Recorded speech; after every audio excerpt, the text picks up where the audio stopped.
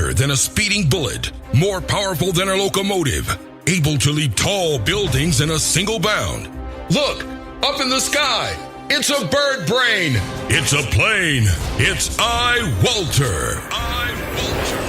Yes, it's iWalter, strange visitor from another planet who came to Earth with powers and abilities far beyond those of mortal men. iWalter, who can change the course of mighty rivers, bend ears with his annoying voice, and who disguised as Walter Interranti, mild-mannered janitor for a great metropolitan newspaper, fights a never-ending battle for truth, nonsense, and the American way. And now, another exciting episode in the adventures of iWalter. All right. Hey, it's Walter. It's September 3rd, 2017.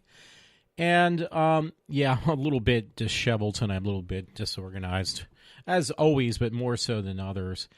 And, my entries are not very good. It's funny, I paid all this money for all these intros, and I end up just using the one that's the Superman-themed one. It seems to be the best. So I gave up on trying to get people to, celebrities to do plugs. It just seemed like a waste of time anyhow. So, and pointless after a while. I mean, at first it seemed really cool, but now it's just a waste.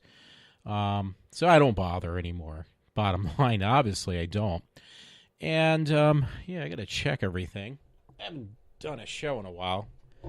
I'm definitely not doing one next week, by the way, because here I forgot I got a Madonna, same thing. I got a Lady Gaga concert, and they rescheduled a concert, Katy Perry, and I just called tonight. I can't believe what I got back for the ticket I bought. I bought a VIP ticket to Katy Perry for the 18th of this month, and then she canceled it and rescheduled it for October 12th. It was like, wait a minute, I forgot about this. I actually bought a ticket at this point, or a friend did for me. Me and him are going to go down to Blairstown where they shot the original film of Friday the 13th, and we've been trying for 3 years, folks, to get on this campground because it's very limited on the tickets they sell. So they finally, a friend of mine, Todd Thomas, actually got us both tickets and was like, yeah, I'm definitely going to this. It's on Friday the 13th, but it was like, no way I'm going down to Philly. Coming home late at that night down in Philly, and then going somewhere in the boondocks in New Jersey that takes 3 hours. It's a 3-hour drive for something that's early in the morning on Friday the 13th. It's like, I'm going to be so burned out. So I called up to Wells Fargo in Philadelphia. I was surprised. I told the girl on the phone, I said, yeah, I'm surprised you got back to me so quickly. And because I emailed him, was like, listen, I can't go. I have other arrangements now. I can't go on the 12th to Katy Perry. So she was really cool about it, and I'm going to get a refund of a little over $300. Like, wow, I didn't know I paid that much for the damn ticket. These damn celebrities anymore, I'm sorry, they just ask way too much money. So, sorry, I'm moving my mic around, because last night I went to the Horror Fest, Splatterfest, I should call it. And I'm looking for that right now on my mix of stuff. Actually, I got 3 sound clips, but they were very long. One's actually a little over 9 minutes from Bill O'Reilly.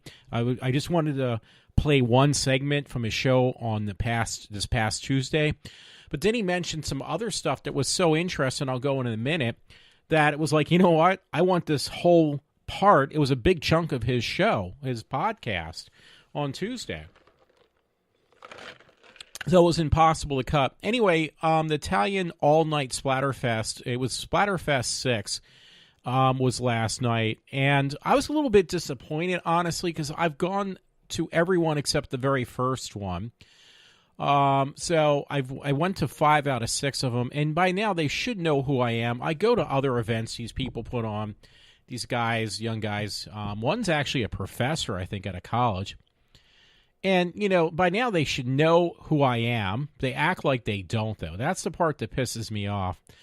Like I'm a total stranger. It's like, no offense, you've seen me more often than you see these other idiots. I'm sorry, these people. I'm being sarcastic. They're not idiots. Yeah, they are. No, they're not. I'm not going to go back and forth. I can just do that all night. annoy everyone. But it just really pisses me off. It's like, dude, you see me every freaking show. I know you people by now, at least by face, and you act like I'm a total fucking stranger. It's like, what the fuck is your problem? I mean, I don't ask you to bend down and kiss my butt, but I mean, at least give me a little respect. I mean, I pay full price for a more expensive ticket too. I expect a little respect in return, but yet they treat me like some stranger from another, that's my intro. Stranger from another planet. I mean, literally they do. So that part, honestly, is quite, it's really disturbing. It just really bothers me. But I don't know why. I complain about everything I know. So, what else is there? Yeah, so anyway, the one film I actually own that they had shown last night, and that alone was like, yeah, this was definitely worth it just for this one movie, because this one film I really like. And, oh, shoot, I think I just shut it down, all the links to it, because I had some other stuff. Anyway, it was a movie called Demons from, it's hard to believe it's that old. Movie Demons, and it was like made in I guess Italy. I assume it's an Italian film. It was an Italian splatter fest, and let's see. Anyway, it was called. Yeah, it was 1985, I believe, is when the film came out. Yeah, it says it right here. I'm looking at it right now. 1985, the film came out. And, it wasn't like a spectacular film. It was but it was probably one of the best Italian horror films that I would actually recommend. And it had so much potential, not only to make sequels, because they made a sequel that was really bad called Demons 2, which was awful. But it had, they try to kind of revamp with different characters, the second movie. But yeah, the one thing is about the film that I really liked, it could have been like another, what I like to think of as like another series of like people kind of cashing in on the same idea like they did with the zombies. It had that potential. Because what happened at the end of the film, I mean, this movie is what? It's 1985, and I can't do the math, honestly. 85, 95, 2005, 2015. It's 35 years old almost. 37 years old. 37 in a row. Yeah, but it's just like an incredible film for what it stands for, because what happens is, pretty much this one character in the movie opens up Pandora's box and lets hell take place on Earth, and instead of this time with zombies, which has just been so overdone every time, it was done with demons. And it was like, you know what, there is so much potential in this film to make, like, because, basically it was a demon, I can't say that word, apocalypse, world being taken over, the end of mankind kind of deal. But this time with demons, because at the end of the film, the whole globe was infested with demons as opposed to zombies. How many zombie films have we seen? And they just, like, after a while, you've seen enough of them. It's like, okay, I'm tired of watching all these damn zombie films. My dad tonight, he's upstairs watching The Walking Dead. It's like, enough of it already. The demon thing would have been a great idea, but unfortunately, nobody's tapped in on it. Nobody, tapped in on making a series on demons, which was completely different. It actually is pretty gruesome, too, the movie itself was. So anyway, reason I mentioned it was like my favorite film. I have a Love Jones for the one character. She played a prostitute, which is perfect, and she wore my favorite. She wore skin-tight red spandex, and it says, quote-unquote, they call her an African-American. It's like, yeah, she's definitely a black chick, but she's really hot still. 30-some years later, she still looks incredibly hot to me. And I was like ready to say, you know what? Her name is Greta, by the way. And I can't pronounce her last name, but the last name is ends with a vowel, so she's obviously Italian. And I looked it up because I had to find Greta. She plays at a lot of horror conventions. I actually kind of texted her and wrote her on her Twitter and Facebook page, and she did respond back. It was like, you know what, guys, if you want to get somebody at this Phoenixville thing, because you've gotten a director, and she claims to be a director too, Greta is, you should get Greta to show up to these events you have in Phoenixville, if you can get her, though. I mean, she does do a lot of traveling throughout the states at all these horror conventions and all, and I've never caught her once. So I would love to meet her. I think she's still fantastic looking. I think she's really hot still. It says she's worked in Ireland, South Africa, Italy, Switzerland, and United States, but she's mainly, seems like right now, at her age now, she focuses in the U.S. Because I see a lot of pictures of her going to these different comic or horror conventions in the U.S. And it was like, yeah, they should get her on board. I mean, I would pay a lot of money to go see her if they had her in Phoenixville. So I don't know why they don't. I just think she is like incredibly hot. She was, it was funny. Her character wasn't that big in the film, but yet she stands out 30-some years later as like the main character of the film, even though she was the one who started the demon, transition from all the people in the film. Like, she was the first one who got infected, and the first one to turn into a demon, which eventually turns the whole world into demons, was from Greta's character. But again, she still does these conventions. Like I said, she's still, in the U.S. and around the globe, and I still think she looks like incredibly hot. So I would just love for them to actually pull Greta in. So I don't know why they don't. But yeah, that was like the other films, Italian films, there was 5 of them last night, were all right. They are actually pretty interesting. I mean, that's why I go to these things. And surprisingly, I was able to stay awake somewhat. I did doze off a few times. But yeah, the one, when they showed Demons, I was awake. I'm not even kidding. It was like the middle film out of the 5 was the third film. That was the only one I stayed awake for from beginning to end. I actually got up to use the bathroom beforehand. I missed a couple seconds beginning. And I saw this, I was like, oh my God, this is the movie Demons. I love this film. I bought this twice, I think. I bought it once and then for some reason I let it go and I rebought it again. I love Greta because she's just like, again, there's a lot of hot chicks in that film for that time period. But she was definitely one that stood out in my book. And she is the most popular person, too, because of that. Like, she's done other horror films and other film work. But she's well known, like she's made a career out of just this one movie. And it had, again, so much potential. So that part was kind of worth it. I bought this VIP ticket, by the way. It says happy 30th anniversary to one of the characters in Demon. So it's at least 30 years old. I think it's a little bit over, well over 30 by now. It's 1985. English, Italian was Demons. So, yeah. Talking about hotties though from the day, it's funny. Another person I picked it up because it's like you can pick it up now for $17. Is the show I Dream of Jeannie, and I'll tell you, some of those episodes, Barbara Eaton looks like super hot, And it's funny. I remember just a few years ago, she actually put on that old Jeannie costume. She could still fit into it. She's like pushing her close to her 90s now. She's like in her late 80s. Barbara Eaton, and I mean, I hate to say it, she doesn't look as good as she did when she was probably in her 20s. That was in the late 60s. I mean, because I was born in 67, and that's actually when the show came out. So you're talking a long time ago. But I hate to say it, Barbara Eaton looks much better than Larry Hagman. He looks awful.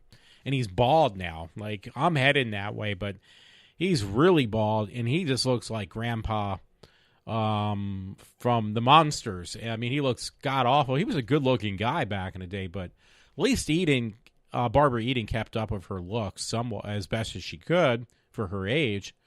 So she doesn't look, as bad as, does Larry Hagman. And Hagman, for some reason, he just let himself...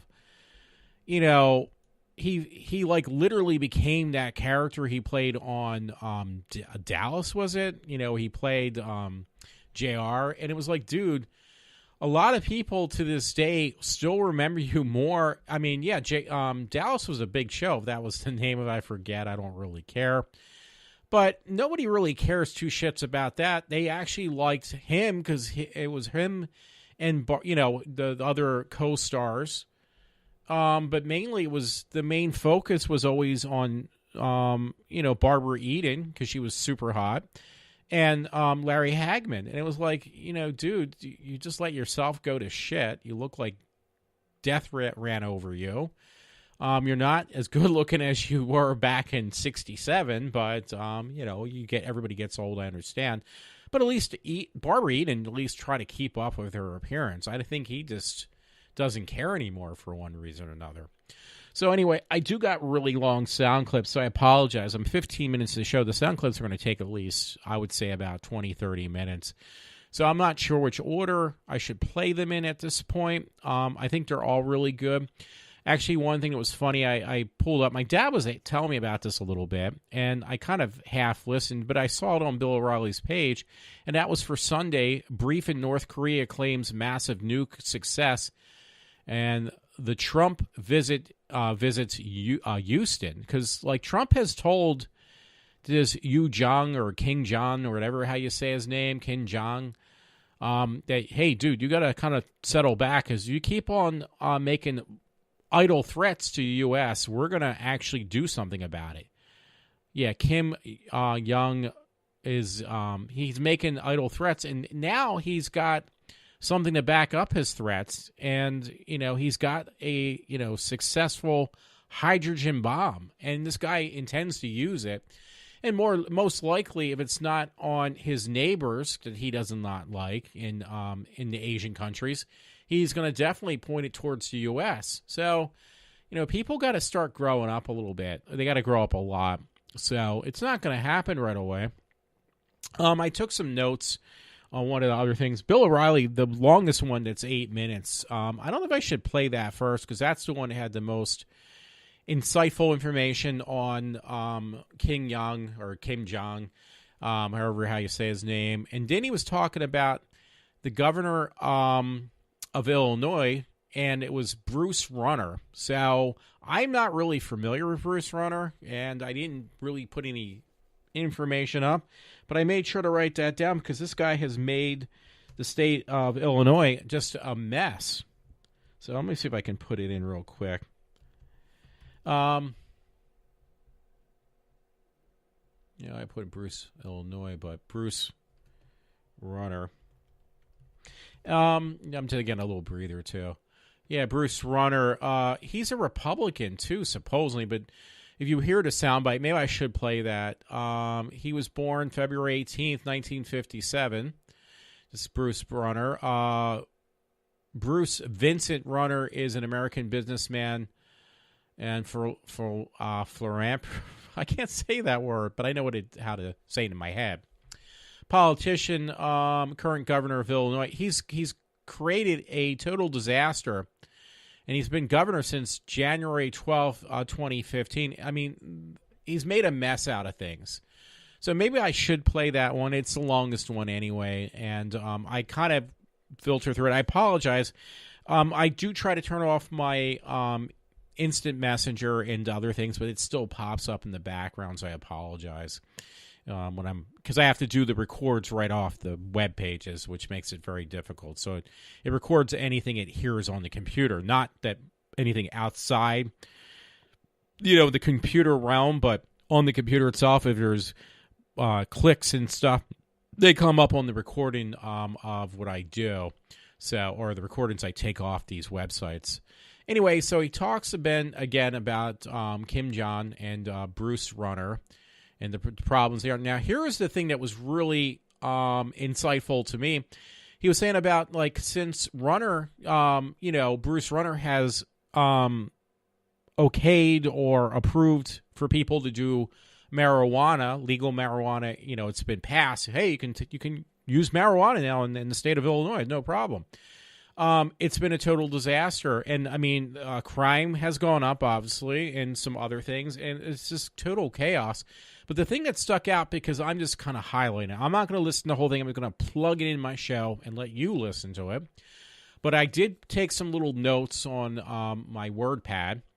And he said that between 2013 and 2016, through those years, that was just like a couple months ago, probably a year ago now, marijuana use and driving, it's been with the marijuana use, people using marijuana and driving, the increase in severe car accidents have gone up in that 3-year period, 88%. I'm not joking. That's what he says. You're here when I play it.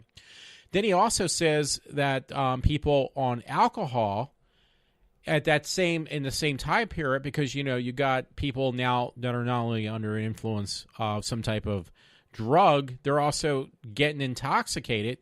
That has increased by 17% because of the increase or the allowance of marijuana. So, one leads to the other. That's the bottom line. So here we go. Let me swing back over and put this plug in from Bill O'Reilly's show. It was on Tuesday, I believe, because I got two from I got one from Bill O'Reilly, one from Glenn Beck talking to Bill O'Reilly, and then I got one from Ken Matthews, who is becoming my favorite person to listen to, because he's just as much of a scrub. And I got to let you know right now, honestly, that Bill hasn't quite got the grasp on how to properly do podcasting, because his mic levels, mine are not that great, but his are really bad. They're all over the place, in fact. So I just got to, let you know now, that is not me. That is the way that Bill O'Reilly actually records his shows. And he doesn't do a very good job, unfortunately. I think he's not used to, so to speak, doing things for himself, which I'm sure he has other people in the background who are helping him out. But still, everyone is trying to get a grasp on that. So here we go. And let me see if I have it. I do have it titled O'Reilly Trump, O'Reilly on Trump. I think that is the correct one, though, because he talks about different stuff. That's why it's so long, because everything is very insightful. So here we go. Here's the Bill O'Reilly clip. Yes, I am. I think that we're running propaganda mills in many places now. North Korea fires a missile over a northern Japanese island. On Tuesday, the Hwasong-12 intermediate-range ballistic missile fired out of there and dissipated in the air. This is another provocation by this guy who wants to start some kind of conflict. That's what he wants to do. So President Trump, made a statement that all options continue on the table. I expect something to happen in North Korea. You got to be real smart about it. China, they could seal the border, pretty much seal their doom if they did that. We assume that our State Department is working with China now.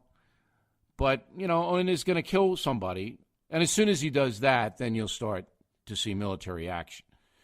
But you got to take it seriously. Even though the missile broke up and all that, these missiles can go 3,000 miles. So, he's threatening Guam and all that. But it's just another provocation. This guy wants trouble. And I think if he continues, and he will, he'll find it. Okay? All right, on a political front, Michael Moore has a Broadway one-man show, not doing well, capacity less than 50%. So Moore and his crew not drawing in the folks to see him. He did have a press party, and very few people showed up, but Christy Brinkley, the model, breaks my heart. Christy Brinkley, the model, showed up and marched with Moore all around the theater, out in the streets, and others too. But I went, Christy, come on. So Moore, to get attention, says that Trump is likely to win the 2020 election, which is insane to even think about that at this point, But this is Moore trying to get attention. So Moore did predict that Trump would defeat Hillary Clinton. And now he says he'll probably win again. This is Moore's comment, quote, "I should say reappointed, because we will have an even larger population who will vote against Trump in 2020, but he will win those electoral states as it stands now. Nobody knows who's going to run against him or if President Trump is going to be viable at that point. So this is an attention-getting mechanism. But Moore, that's what he does. He's like Un, he's a provocateur. But he also said this in his diatribe about white Americans. Quote, "The angry white guy is dying out, and the Census Bureau has already told us that by 2050, white people are going to be the minority. And I'm not sad to say I can't wait for that day to happen. I hope I live long enough to see it because it will be a better country." Can you imagine if you said that about black guys? But Moore can say that about white guys. No problem. I don't feel aggrieved. I'm successful in this country. I'm a white guy. I don't think my skin color had anything to do with it at all. But if Michael Moore doesn't like me, I think that's a badge of honor. All right, let's go to Illinois and Denver. This is a depressing story. Denver, where I used to work at Channel 7, which was then a CBS affiliate. And I loved Denver. I had a great time my 2 years there. Excellent news town. Denver City Council unanimously passed an ordinance Monday limiting how the city works with federal immigration officials. The Denver Public Safety Enforcement Priorities Act passed 10-0. It bans city officials from asking an arrested individual's immigration status. Okay, but here's the real kicker. The city will ignore U.S. Immigration and Customs Enforcement detainer requests and ban ICE from conducting in-person jail interviews without a warrant. This is exactly what happened with Kate Stanley in San Francisco County.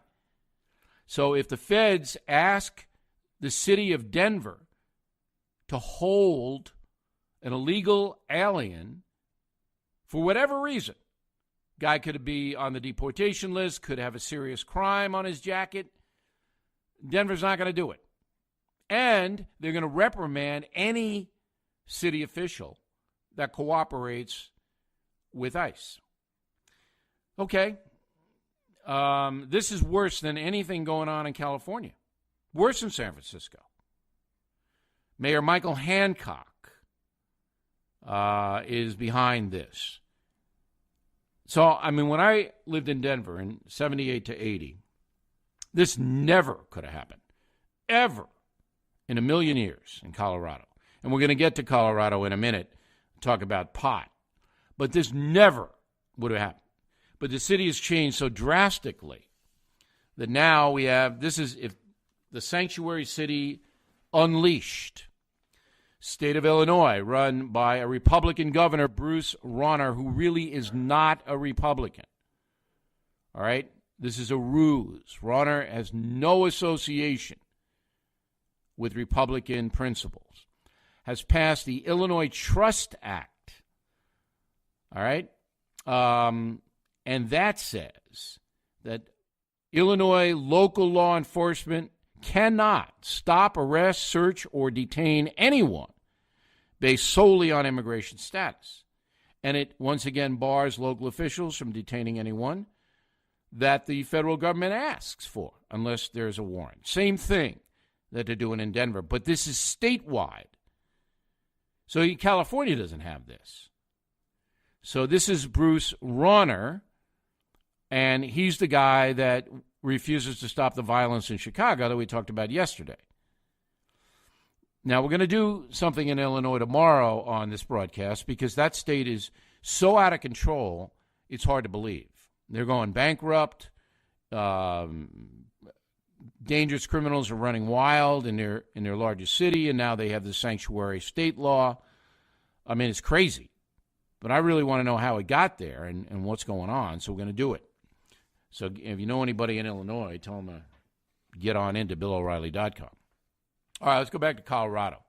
So as you all know, state is I think the first to legalize recreational marijuana use, and it was on to the medical marijuana bandwagon a long time ago. And now the studies are rolling in.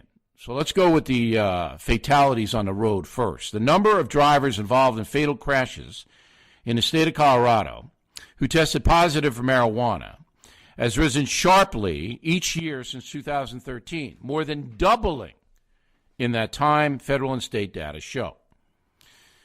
2013 to 16 saw a 40% increase in the number of all drivers involved in fatal crashes in Colorado.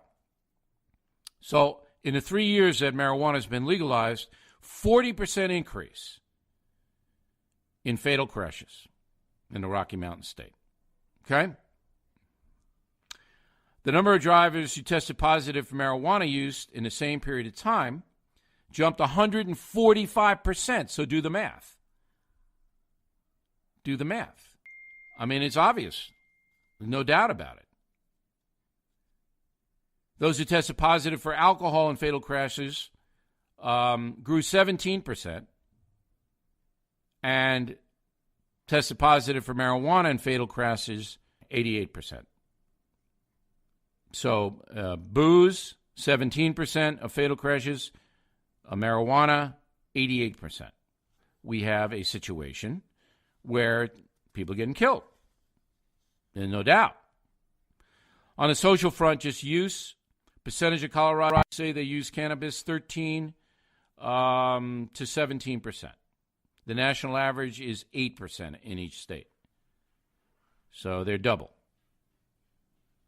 Emergency room visits risen about 40%.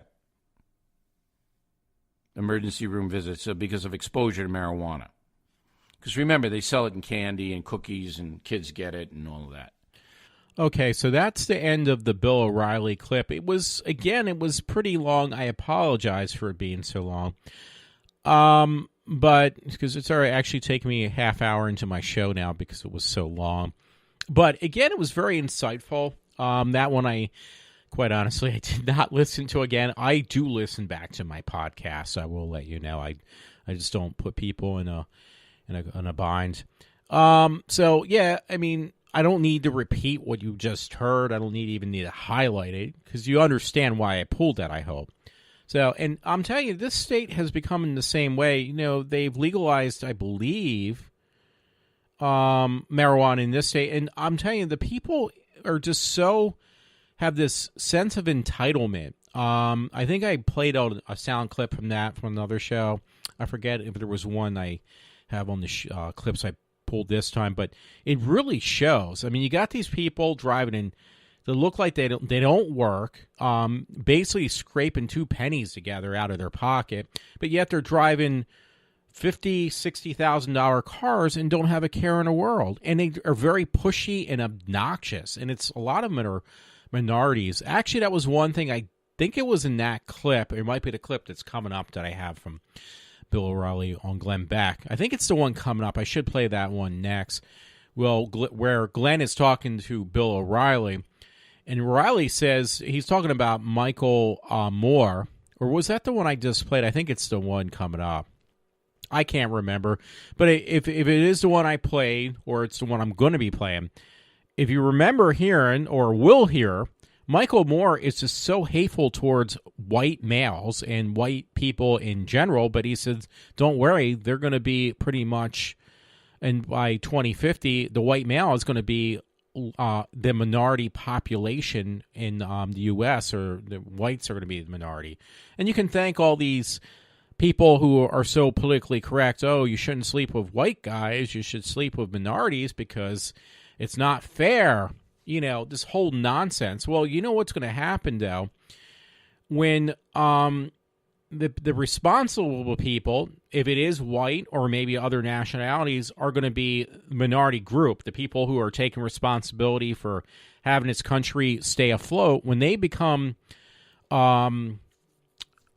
dissipate, or they start to dissipate, and they're not the majority, where are people that are welfare dependent going to get their money? Because there's going to be a small percentage of us left. I'm Italian, so I'm speaking from my nationality. But, when there's a small percentage of the responsible people left in general, not just white people, quote unquote, you're going to have a poverty-stricken country, not just a state. Well, I guess the country is considered a state. But, what are you going to do? I mean, it's going to be like Greece, but much worse because you got an overpopulation. Right now, we don't have an overpopulation. Yeah, you do. You're excluding all the minorities that come in this, illegals coming in this country. So when they overtake our country and just, breed themselves to, into a population explosion in the U.S., and we no longer are in control, where are you going to get all your codependent money from and your luxuries? Because we're not going to give them to you because we're not going to, we're going to be a small percentage. We can't afford to take care of the majority like we are forced to right now. It's kind of funny. I listened to, I finally found where Ken Matthews is in the Philadelphia area, and somebody covered his show. It was a governor, a government official covered his show, somebody who actually works in the government. This guy was covering for Ken Matthews' show because Ken Matthews was unexpectedly on Rush Limbaugh on Friday. He had to cover Rush. He was asked to cover Rush's show. It's like, yeah, well, that's nationally syndicated. He'll have more of an audience base for Ken Matthews will. So obviously, yeah, I'm going to go on that show. I'll have somebody cover my show. So he had a local official cover a show. And I got to applaud, some caller called in. I mentioned this to a friend. A caller called in and told this government official, it's like, listen, you guys need to stop all this wasteful spending on our taxes. Like, I'm getting taxed, this guy said, who called in, I forget from where in Pennsylvania. You're spending all this outrageous, exorbitant amount of money on like snow removal. And the guy said, where I live, there was hardly any snow. In fact, there was none this year. Like, I got snow in my area. Other parts of Pennsylvania got a lot of snow. But it's like you're just spending money and giving it to things, charities, and people, and it's coming out of our pocket. And the guy says, I'm fed up with this. You need to stop this nonsense. And I heard this and was like, dude, I got to applaud you for doing this, talking back to some guy who was covering again for, I don't know who the gentleman was, but who was covering for Ken Matthews. Again, Ken Matthews is in the Philadelphia area, and you can get his shows if you don't get them live because maybe you're not in the area like I am that can't pick up the station he's on. You can actually get on iHeartRadio, which now I'm going to bookmark that, and it's free. That's great because I'm paying for Bill O'Reilly's podcast, and I'm paying for Rush Limbaugh's podcast, which is actually live broadcast, and then I listen to him later as podcast. But yeah, Ken Matthews, I really like him. He's very on with it. He does make quite a few mistakes, so do I. So that's another reason I like him. But he talks, and he's from like the Philly area. He's actually, it's like listening to Rush Limbaugh as though he lived in Philadelphia, if that makes any sense. Like, this guy, the stuff he complains about is stuff around my neck of the woods. So yeah, I'm going to definitely listen to him, and he's definitely very entertaining. Ken Matthews. Can't say it enough. That's Ken, like Ken the doll. And Matthews, like Dave Matthews, probably spelled the same way, double T. So definitely recommend him. Anyway, since I'm going off about this other clip on Bill O'Reilly on the Glenn Beck show, it's every Friday. It's Bill on Glenn Beck's show. Monday through Thursday, Bill O'Reilly's on his own show. And it's really good. And I try to actually grab, now I got 3 different people I really like to listen to. It's four actually. Bill O'Reilly, Glenn Beck, excuse me a minute, and Ken Matthews, and Rush Limbaugh, obviously, as always. So, yeah, I mean, I can't say enough about all of those guys. They definitely give me my source of information that I relay to other people. And actually now, since I got that program, again, the one that rips stuff, I actually give it right to you. So I'm not just distorting the truth, which I never do. I'm just saying if I grammatically say something wrong or whatever, at least you're getting it right from the horse's mouth, so to speak. So anyway, since I'm mentioning this, let me go to the Glenn Beck / Bill O'Reilly clip. That's going to be a little long, not quite as long, but it will be a little bit long. Here we go. I believe that will commit evil when they can. 20%. You believe it's 20%? I do. Why do you believe that? It used to be lower because of the devaluation of religion, the secularism that's risen up where it's me first, what's good for me. The internet, certainly you can be as evil as you want, and then other people find other people worse than you. All of these combinations have risen the potential for destruction, I think, doubled it since the greatest generation in the 50s. Do you believe that there is something that is curbing that or a way to curb that? Because if we've doubled it since the greatest generation, which I believe you're probably right, what are we doing to change that? What's the force that stands against that, Bill? Well, the force that stands against it is individual courage to do the right thing, because you don't have an organized force to stand against it. I mean, if you look at the amount of people who go to church weekly, I mean, that is, in my religion, Catholicism, it's dropped into the low 20s now. So we have become a secular society. We're France. So you don't have that. We used to have that religious bulwark that, if you did something evil, it was a sin and you would pay a price. That's gone for most Americans. So it's an individual choice now. And the media condones a lot of evil stuff. Did you see that? This opioid thing is a great example of that. I mean, instead of holding individual people responsible for taking these unbelievably dangerous, pernicious drugs that harm their families and their children, we don't do that. It's always somebody else's fault. So that's, where we are as a society. And when you have that, the potential for mayhem is amazing. And that's what you saw in Louisiana when as you rightly pointed out, when the authorities weren't visible, when no help was coming, these 20% of evil people did evil. But you didn't see it in Texas because the authorities were there and the response was organized.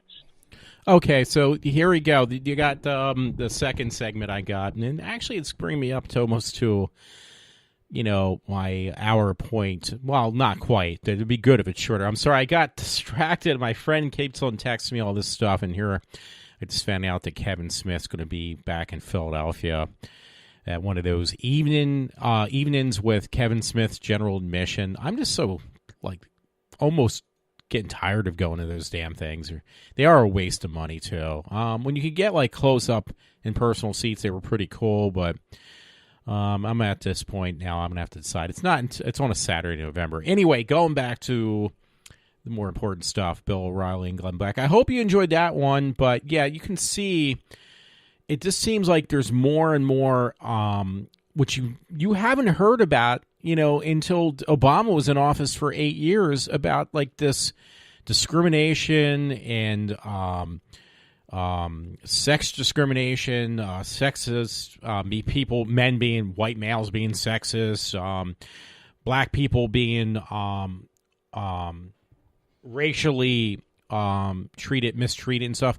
I mean, I remember growing up in the 70s, in the early 80s, and that was the last thing I have ever heard of, to the extent that it was when Obama made this thing number one, that there's so much interracial racial problems between the blacks and whites and Hispanics and everything. No, dude, you're the one who made this thing into the nonsense that it is nowadays, and now it's just you literally open up Pandora's box, and you can't put or what's that old saying? I hate to use all these cliches. You can't put the genie back in the bottle. You let it out, and now you can't. You created this mess, and Trump's got to come along and try to fix it. That reminds me, because when I played that other segment that was really long, or was it in this one again, where Bill was saying that I don't like the man at all either. Not Bill O'Reilly. I love Bill O'Reilly. Michael Moore. I was talking about Michael Moore.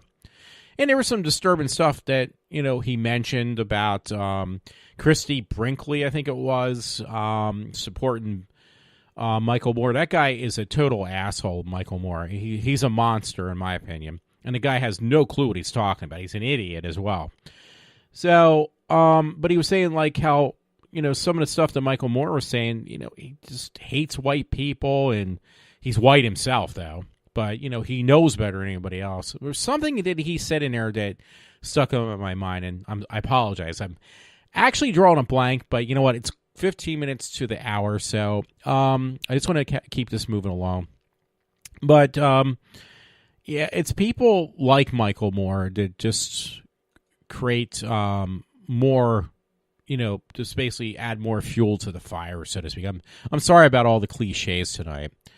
So, and I really got distracted from the Kevin Smith thing. I didn't expect that to come up. And by the way, on a lighter note, just since I'm on, so distracted, again, this Sunday I'll be going to a Lady Gaga concert down in Philadelphia, and this coming Saturday, September 9th, is my mom's birthday. But more important, that's very important because I already bought my mom a gift that's coming on her birthday, exactly on her birthday. You know what's happening, though? On Monday is another anniversary since the people seem to have forgotten very quickly. 9/11, September 11th, when terrorists did attack this country. It's coming soon again, by the way, but nobody seems to care. They're just so self-involved that they don't realize that you continue on this path of destruction and acting like somebody owes you something, which rightfully nobody owes you anything. You wait and see. We're going to have a serious attack, and it's going to be either once again on the East Coast, somewhere else, probably even in Philadelphia. It's going to be my prediction, or definitely in California. So, you wait and see. Just continue this nonsense and, acting like a victim and see how far that gets you, folks. And when you're dead, there's nothing you can do about it then. So anyway, Ken Matthews was the last on my list, and I did listen to the one from Bill O'Reilly. I just got distracted then. So let me now play the one from Ken Matthews. Again, I listened to these shows during the week, and I found out that it's better to hear, instead of me just trying to read articles or captions off of Facebook, which I normally do, and I can find a plethora of stories if I really look through them, but this just seems to, for now, by next time I do a show, it might be back to Facebook stuff, but this seems like these clips seem to work very effectively for me, and I get my point across a little bit more clear and concise. So here we go. It was a clip I got on from Ken Matthews on big government. So here we go. That is people talk about the role of government constantly and how it's expanded, it's grown, it's become, and I even had some of my liberal friends. I have two liberal friends left, and I even had them flood my inbox, all two of them, and they said, "So I see you're all about helping Texas now. So you like big government now?" Well, no, I don't like big government. I like government to do what it's supposed to do. Protect the American people, protect the infrastructure, protect our borders. And to me, this falls under protecting the American people. When you have people drowning, you've got disease, you've got all kinds of issues because of this. This is, to me, like an attack, if you will. Nature attacked Houston. The government's going to help out. I'm not saying you need to go down to Houston and everybody gets freebies forever. No, but the government should do that. That's why there is a FEMA. Someone says to me, look, your taxes go to FEMA. Your taxes go to the military. I don't have a problem with that. I do have a problem with my taxes paying for your cell phone or your Wi-Fi, because my Wi-Fi and cell phone is obscene. It's the most absurd charge we have. Okay, so that one was a lot shorter than I expected, so I apologize. Yeah, I mean, you kind of get my point, I think, what I talk about on a normal basis. We got 10 minutes until the hour. I want to keep it within that realm of time. But yeah, Ken Matthews, short and simple. He's talking about how, yeah, it does bother him, and it bothers me, obviously. Where, it's all right to pay for things like what's happening in Texas. I don't mind giving money towards that, or if government wants to give us money towards that. But like Ken Matthews had mentioned, I do have a big issue of having to pay, like he said, for somebody else's cell phone bill, for their cars, for their homes, and their other luxuries, so they can enjoy themselves while I suffer. And I don't know if I mentioned this, but I told my parents tonight. So far this year, it's only like September. So we got October, November, December. We got 3 more months left. I paid over $20,000 in taxes, and I am not even close to $100,000 this year. I am far from that. I'm like, it's way over the horizon for me to make that kind of money. But why am I paying $20,000 or $30,000 in taxes? And that's taxes that's state, federal, the whole 9 yards. I mean, there's taxes I've never even seen before that they pull out of their ass to say that, yeah, I got to tax you more. So I'm just hoping, folks, that by next time it comes around to 2018, that I will see some light at the end of the tunnel. No more. I'm sorry about all these cliches or puns tonight, whatever you want to call them. But I hope that I hope that Trump, does put some of these tax relief programs into work, some tax cuts, I should say, that I will see more of my money back in my pocket instead of some dirtbag or lowlife who does not want to work for a living and just basically pushes me like I am the subservient one. It's like, no offense. If you really want to be technical, you're the subservient one. You're the one who should be kissing my shoes because I'm giving you this free money. It shouldn't be that, well, I'm entitled to this and you owe me your whole entire paycheck because you had 300 years ago caused me havoc and pain that I should have never went through. It's like, well, are you 300 years old? Are you some type of superhero or a Time Lord from Doctor Who that you're like 300-400 years old and you suffered through this stuff? You weren't even born yet. And if you were born back then, you would have realized over this period of time things had gotten progressively better, and then all of a sudden there was this landslide where everything started going downhill again because some loudmouth politician who ran for president and won, named Barack Obama, had made everybody convinced and had successfully brainwashed them to thinking, people from the left convinced them and all the Hollywood celebrities that, yeah, you had it really bad and you can only blame the white male for that. It's their fault. They're the ones who have repressed you for all these years. What are you talking about? You have no clue. So anyway, folks, enough of me rambling on. I deal with this bullshit on a daily basis, especially at my job. And unfortunately, I hate to say it, it's the young millennial generation, equally with both males and females, who act like they're so victimized. And it's like, you have not been victimized. You live like that one song from Depeche Mode, Try Walking in My Shoes. There was a song years ago that was literally called that.